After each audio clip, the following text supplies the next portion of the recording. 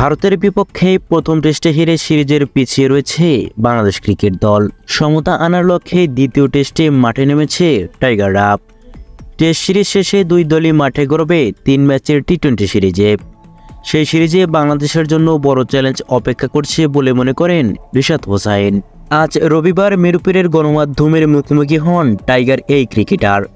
এ সময় রিশাদ হোসাইন বলেন, ভারত তো সবসময় ভালো দল, মনে হয় টি-20তে র্যাঙ্কিংয়ের 1 নম্বরের দল ভারত। ওদের সঙ্গে খেলা অবশ্যই চ্যালেঞ্জিং। আশা করি আমরা সিরিজ জিতে আসবো ইনশাল্লাহ।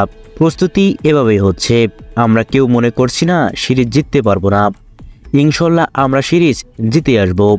নিজের পারফরম্যান্সের উপরে নিজের কড়া নজর দিচ্ছেন রিশাদ হোসেন। আমরা এভাবেই অনুশীলন করছি এবং উইকেট তো আমাদের হাতে নেই। সেই পরিস্থিতি বা উইকেট আসুক আমাদেরকেই মানে নিয়ে খেলতে হবে এবং ওইখানেই পারফর্ম করতে হবে। আমরা এই প্রস্তুতি নিচ্ছি, এই কন্ডিশনেই আসুক না কেন আমরা যেন ওইখানেই পারফর্ম করতে পারি। ভারত সিরিজেই এখন লক্ষ্য রিশাদের, যেটা বিশ্বকাপে গেছে সেটা তো আর ফিরে আসবে না। চেষ্টা করব ওইটার চেয়ে ভালো কিভাবে করা যায়।